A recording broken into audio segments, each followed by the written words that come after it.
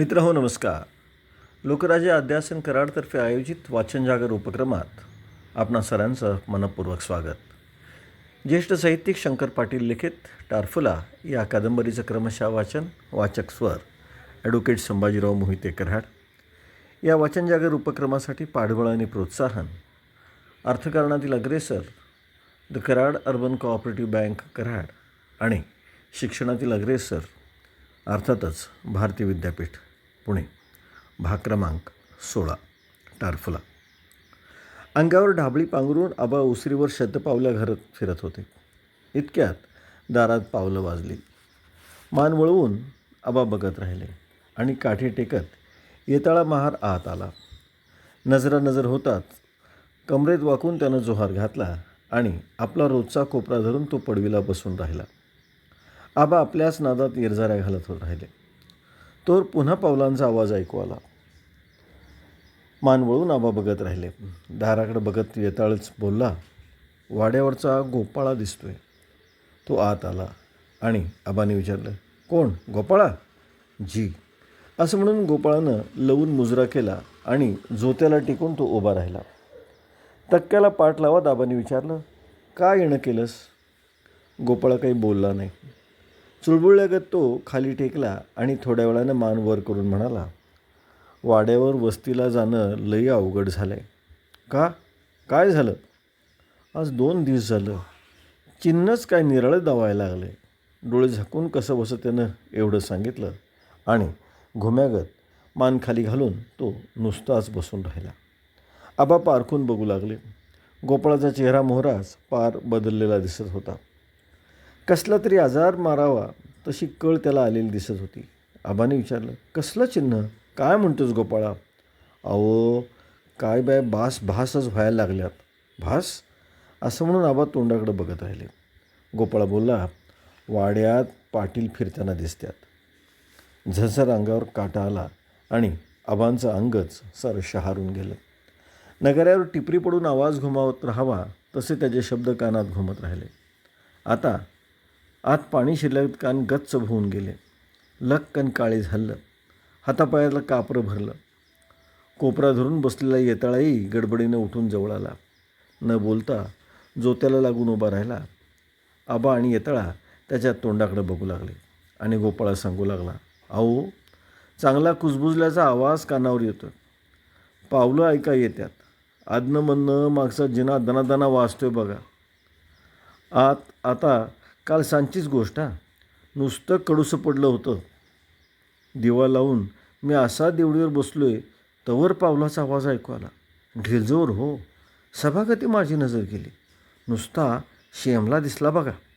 ढेलजवरनं आत यायलागत झालं. एवढं सांगून गोपाळा गप्प झाला. थपथपलेल्या कपाळाचा घाम पुसून आबा बघत राहिले. त्यांना झेंडू फुटल्यागत झालं. न बोलता तोंड पसरून ते असं बघत राहिले आणि पुन्हा मानवर करून गोपाळा म्हणाला, हे तिन्ही सांजाचं असं झालं का? आणि बघा रातची गोष्ट. मध्यान रात झाली असेल नसेल, धडाधडा भांडीच पडल्याचा आवाज झाला हो. छातीत धडधडलं. काळीज उडत राहिलं आणि बगळ्यागत मान काढून वेताळा म्हणाला, अपघाती मरण आलं जी.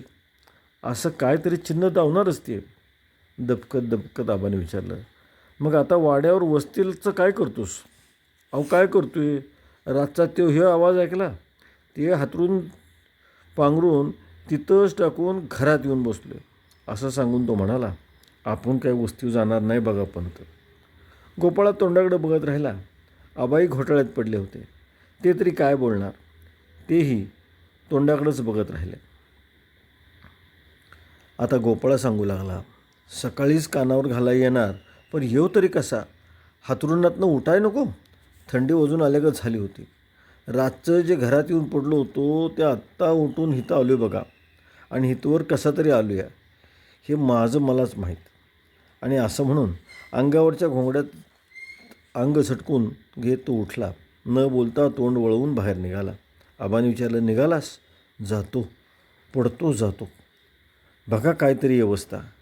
काठी टेकत गोपाळा जाऊ लागला आणि पुन्हा हाक मारून आबाने विचारलं, अरे बाहेरच्या दाराला कुलूप तरी घातलंस का नाही?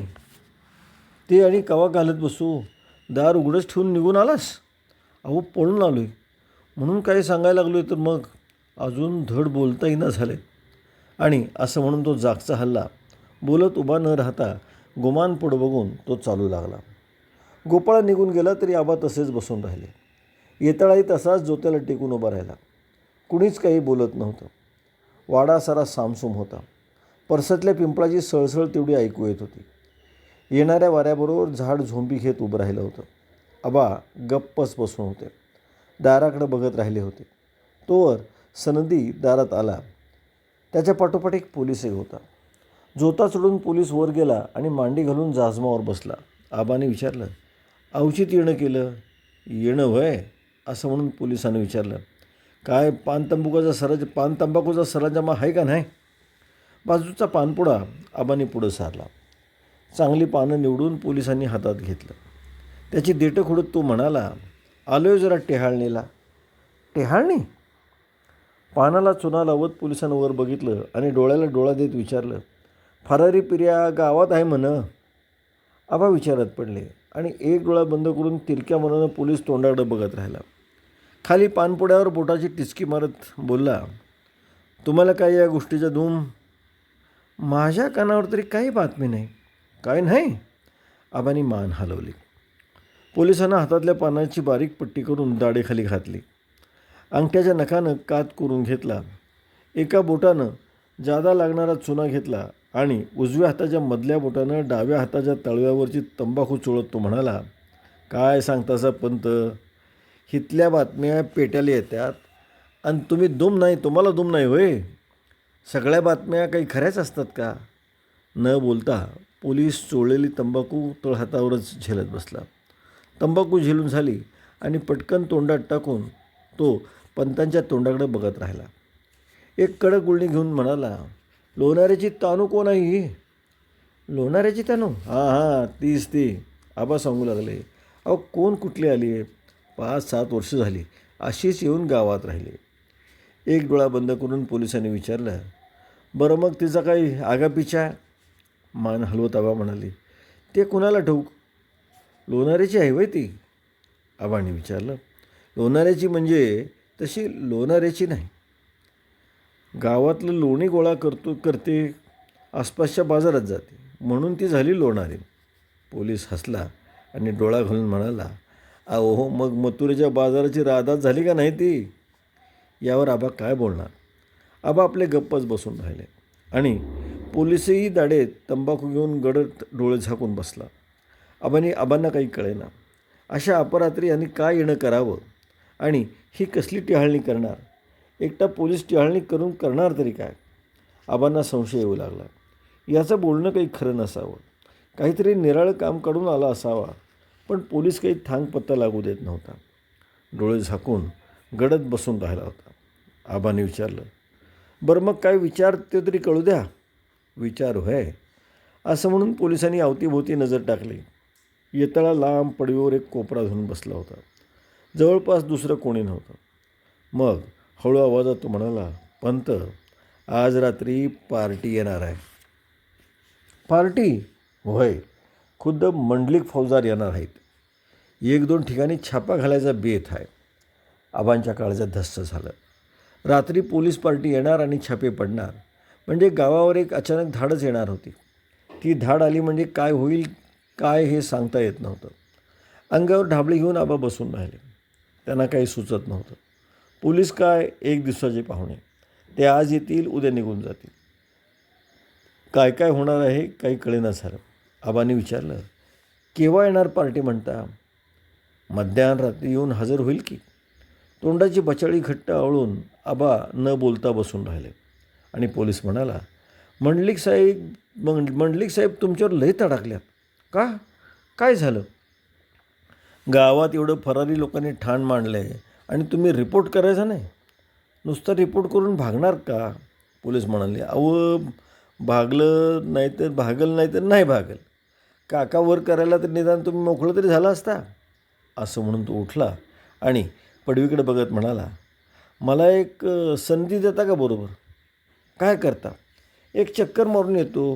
काही बातमी लागती का बघतो की? दत्तू नाईक नुकता येऊन पडवीला टेकला होता. आबाने नुसतं त्याच्याकडे बघितलं तसा तो उठून उभा राहिला. दत्तू नाईकाला बरोबर घेऊन पोलीस बाहेर पडला आणि आबांना काही सुचेना झालं. जीव बेचैन होऊन गेला. मन आतल्या आत गलबनून गेलं. नवीनच एक संकट येऊ घातलं होतं. आबांचे हातपाय गळाल्यागत झाले. ते उठले आणि लगालगा जाऊन लक्ष्मीबाईंना म्हणाले, आता गावात राहणं मुश्किल होणार. लक्ष्मीबाई चपापल्या. त्यांना या गोष्टीचा कसलाच मागमूस नव्हता. त्या आपल्या कामात मग्न होत्या आणि एकाएकी आबा आत येऊन असं म्हणाले की त्यांच्या काळजाचं पाणी झालं. त्यांना काही बोलताच आलं नाही. त्या मागवळून नुसतं पाहत राहिल्या आणि आबांनी सांगितलं, आज गावावर पोलिसांची धाड येणार आहे. धाड? होय, धाड. असं म्हणून आबा मटकन खाली बसले. पाठ भिंतीला लावली आणि पाय पसरले. लक्ष्मीबाई घाबऱ्या झाल्या. त्यांच्या काळजाचा ठावच सोडला. त्या गडबडीने पुढं झाल्या आणि आबांच्या छातीवर एक हात ठेवून म्हणाल्या, असं का हे करायचं? तुम्हाला काही होते का? एक सुस्कारा सोडून आबा बोलले, बरं का? काय? घाबरू नका अशा. घाबरू नको तर काय करू? आज रात्री गावात छापे पडणार आहेत. म्हणजे अहो पिऱ्या आहे ना फरारी, त्याच्या मागावर पोलीस आले. चटकन लक्ष्मीबाई म्हणाल्या, बरं झालं की त्याला धरून नेलं तर शिरकाईची उटी भरून किती दिवस झाले? खुळ्या तर नाही ना तुम्ही? आपल्याला गावात राहायचं आहे. असं म्हणून आबांनी डोळे विटारले आणि बोटांची चाळवं करत ते तोंडाकडं पाहत राहिले. लक्ष्मीबाईंनाही काय बोलावं कळेनासं झालं. घाबऱ्या घट्ट होऊन त्याही बसून राहिल्या आणि हवालदिल झाल्यागत आबा सांगू लागले, आज पोलीस आले, छापे पडले, कोणाची धरपकड झाली म्हणजे मीच कळवलं असं लोक म्हणतील. पण धरून नेणार ना त्याला? डोळे बारीक करून आबा त्यांच्या तोंडाकडे पाहत राहिले. नजर किलकिली झाली. त्या भोळ्या जीवाची किती कीव करावी हेच त्यांना कळत नव्हतं. भोळा भाबडा जीव आहे, कल्पना त्या जीवाला कशाची? परिणामाची जाणीवच नाही. बालबुद्धी आणि स्त्रीबुद्धी यातला फरकच जाणवत नव्हता. आबा नुसते पाहत राहिले होते. किलकिल्या नजरेनं कीव करत होते. मध्यानरात्र उलटेपर्यंत ते तसेच बसून राहिले. बंदूकधारी 2 पोलीस बरोबर घेऊन फौजदार मंडलिक घरात आले. हात जोडून आबा समोर गेले. त्यांच्याकडे न पाहताच मंडलिक साहेब खेकसले, कुलकर्णी, गावात बसून काय हजामती करता का गोट्या खेळता? उभ्या आयुष्यात असा अपमान त्यांचा कोणी केला नव्हता. अपमान माहीतच नव्हता. आबा एकदम हादरले. उभ्या घराचं आडं कोसळावं तसं झालं. मन चरकलं, जीव घाबरा झाला. भ्यालेले आबा भिंतीला पाठ लावून उभे राहिले. त्यांना एकाएकी पाटलाची आठवण झाली आणि पोटात कालवून आलं. जुने दिवस आठवत होते. मन सैरभैर झालं होतं. कसले दिवस आले हे कळत नव्हतं. गाव बिघडलं होतं, तसे अधिकारीही बिघडले होते. काही अंमलदार त्यांनी पाहिले होते. पण आपल्या गावात येऊन असा वाकडा शब्द कोणी तोंडावाटे काढला नव्हता. आजवर कुणाची हिंमत झाली नव्हती. पण आता अधिकारीही चळले होते. भरती आलेल्या समुद्रासारखे ते खवळलेले दिसत होते. आबा पाहत राहिले. आबा पाहत राहिले. मित्रांनो, प्रसंग मोठा गंभीर आहे. शंकर पडलांनी ते मोठ्याच ताकदीनं तो रंगवला आहे. उत्तरोत्तर याची लज्जत वाढते आहे आपल्याला ठाऊक आहे. आज आपण थांबतो आहोत. नमस्कार. जय भारत.